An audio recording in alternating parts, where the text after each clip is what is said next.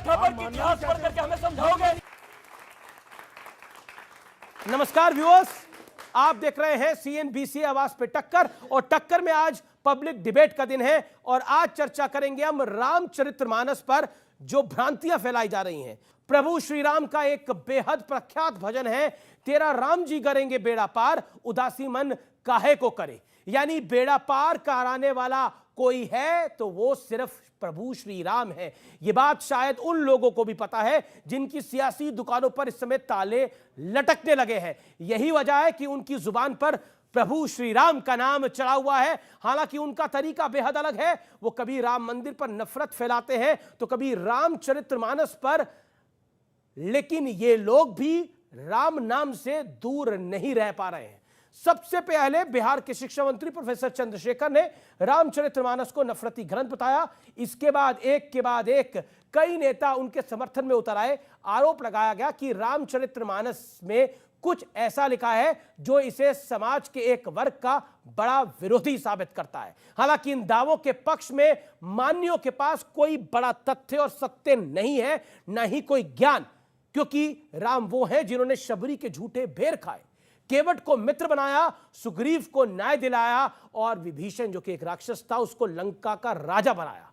ऐसे में राम की कहानी पर अब स्वामी प्रसाद मौर्य जैसे नेता, समाजवादी पार्टी के नेता बैल लगाने की बात कर रहे हैं। सवाल है कि क्या रामचरितमानस को बदनाम कर समाज में द्वेष यानी खाई पैदा करने की एक बड़ी साजिश हो रही है। और सवाल यह भी है, क्या ऐसी टिप्पणियां किसी और धर्म ग्रंथ के प्रति की जा सकती हैं। आज इस अहम मुद्दे पर तर्क और तथ्यों के साथ करेंगे रामचरितमानस पर जो झूठ फैलाया जा रहा है उसका पर्दाफाश। जनता जनार्दन के बीच में, युवाओं के बीच में, साधु संतों के बीच में। राम सिया राम जय जय राम। सनातन का झंडा गाड़े रहिए, कायदे में रहेंगे तो फायदे में रहेंगे।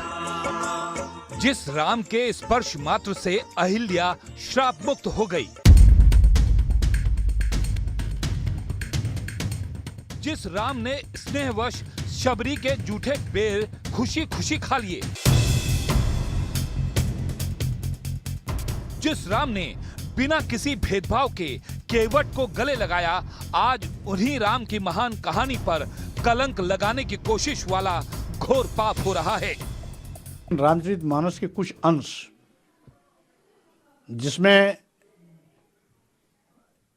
जातियों को इंगित करते हुए, वर्ग विशेष को इंगित करते हुए अपमानजनक टिप्पणियां की गई हैं, उन अपमानजनक टिप्पणियों को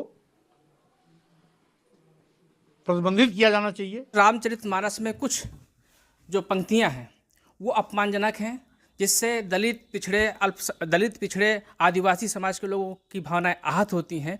या तो उन पंक्तियों को हटा दिया जाए रामचरितमानस से, या रामचरितमानस को पूरी तरीके से बैन कर दिया जाए। नीच जाति के लोग शिक्षा ग्रहण करके जहरीला हो जाते हैं, जैसा कि सांप दूध पीने के बाद होता है। इसी चीज को कोट करके बाबा साहब अम्बेडकर ने दुनिया के लोगों को बताया, ये जो ग्रंथ हैं नफरत को बोने वाले, एक युग में मनुस्मृति, दूसरे युग में रामचरितमानस और तीसरे युग में गुरु गोवलकर का बंच ऑफ थॉट, ये दुनिया को हमारे देश को, समाज को नफरत में बांटती है। ढोल गवार शूद्र पशु नारी, सकल ताड़ना के अधिकारी। रामचरितमानस की ये वही चौपाई है जिसकी दहाड़े गलत व्याख्या कर जहर फैलाया जा रहा है। इनकी ब्रेन मैपिंग कराई जाए और इनके ब्रेन के उस ट्यूमर को निकाला जाए जिसके कोने में कहीं ना कहीं जो है हिंदू द्रोह पनप रहा है। इनको पता है कि हमारे यहाँ कोई सरतन से जुदा गैंग नहीं है, वहाँ इनकी बोलती बंद हो जाती है कि उनको पता है कि बोलते के साथ ही जबान काट ली जाएगी, बम विस्फोट से उड़ा दिए जाओगे। सवाल है कि क्या किसी और धार्मिक ग्रंथ के साथ ऐसी छेड़छाड़ की हिमाकत कोई कर सकता है? सवाल यह भी कि रामचरितमानस के प्रति ऐसी घृणा फैलाकर क्या किसी राजनीतिक साधना की सिद्धि वाली कोशिश हो रही है? जोरदार तालियों के साथ स्वागत करिए। और मेरे साथ एक खास मेहमानों की लिस्ट है आज बात करने के लिए। सबसे पहले डॉक्टर सुधांशु त्रिवेदी भारतीय जनता पार्टी के ओजस्वी प्रवक्ता हैं, राज्यसभा के सांसद हैं, साथ ही सनातन धर्म के ज्ञाता भी हैं। आपका अभिनंदन है। मेरे साथ सुब्राष्ट्रा जुड़ रही हैं, उनका अभिनंदन है, जो कि जानी मानी लेखिका है, मॉडर्न इंडिया को रिप्रेजेंट करती हैं। मेरे साथ स्वामी दीपांकर है, आध्यात्मिक गुरु हैं, उनका अभिनंदन है। मेरे साथ इस चर्चा में दिनेश दास है, जो कि पादरी हैं, उनका स्वागत है। मेरे साथ इस चर्चा में शोहेब जमई है, राजनीति में भी रुचि रखते हैं और मुस्लिम विषयों पे भी प्रखरता से अपनी बात को रखते हैं। मेरे साथ मौलाना साजिद रशीदी हैं, उनका अभिनंदन है। मेरे साथ रित्वेश्वर जी महाराज हैं, सदगुरु, उनका अभिनंदन है। तो आप तमाम लोगों का स्वागत है। लेकिन आखिरकार डॉक्टर सुधांशु त्रिवेदी, इस चर्चा की शुरुआत में आपसे करता हूं, आखिरकार यह शुरू क्यों हुआ? एक वर्ग का कहना है कि यह खाई पैदा करने की एक बड़ी कोशिश है साल 2024 के चुनाव से पहले। देखिए, पहली बात तो यह है कि विचित्र बात है कि जो लोग राजनीतिक हैं वो धार्मिक विषयों पर टिप्पणी करते हैं, जबकि सबको अपने अपने विषय के ऊपर अपनी मर्यादा के अनुसार टिप्पणी करनी चाहिए। मैं विनम्रता से कहता हूं, क्या मुस्लिम समाज में मौलवी, मुफ्ती, बारी, इनके अलावा किसी की हैसियत है कि वो बोल दे? या क्रिश्चियनिटी में आर्क बिशप, कार्डिनल, फादर, इसके अलावा किसी की हैसियत है बोल दे?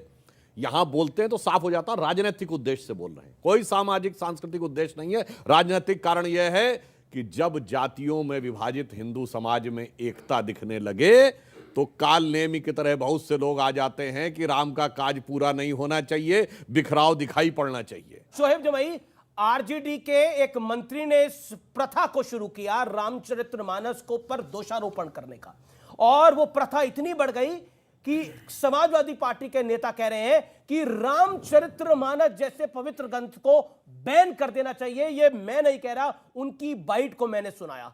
क्या कहना चाहते हैं? 50 सेकंड आपके।